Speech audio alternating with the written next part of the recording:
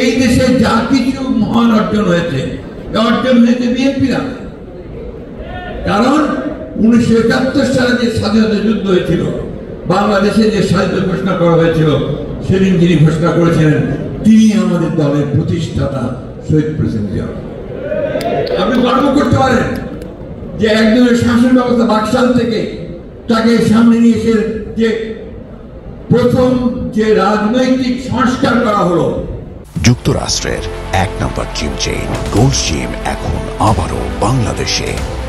বসুন্ধরা আবাসিক এলাকা ও Bashundhara city shopping মলে একটা মুক্ত একটা রাজনীতি, একটা বহুদলীয় গণতন্ত্র, এটা কিন্তু শহীদ প্রেসিডেন্ট জিয়া রহমান করেছে। সেদিন তিনি সমস্ত সংবাদপত্রগুলোকে স্বাধীন করে দিয়েছেন। যে আমাদের ভাইরা আজকে এখানে আপনি জানাতেন, একটা ছিল না, সব বন্ধ করে দিয়েছিল শেখ মুজিবুর রহমান। মাত্র 4টা সরকারি পত্রিকা চালু ছিল, মৌলিক অধিকার চলে গিয়েছিল। এই কথাগুলো বারবার বলতে হবে, কারণ ওই ফ্যাসিস্টরা তারা এই দেশকে ওইভাবেই বরাবর চিন্তা করেছে, দেশকে তারা এইভাবে গোলাম বানিয়ে রাখতে চেয়েছে। বন্ধুগণ, একটা কথা আমাদের মনে রাখতে হবে, এরপরে দেশনেত্রী বেগম খালেদা জিয়া সংসদীয় গণতন্ত্র নিয়ে এসেছেন।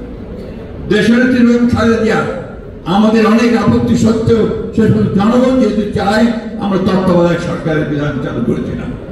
সারা রাত জেগে আমরা পার্লামেন্টে সেই বিধান চালু করেছিলাম।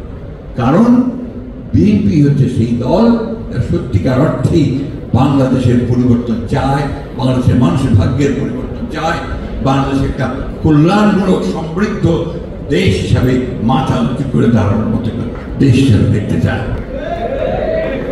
আজকে তাই আমি কথা বাড়াবো না।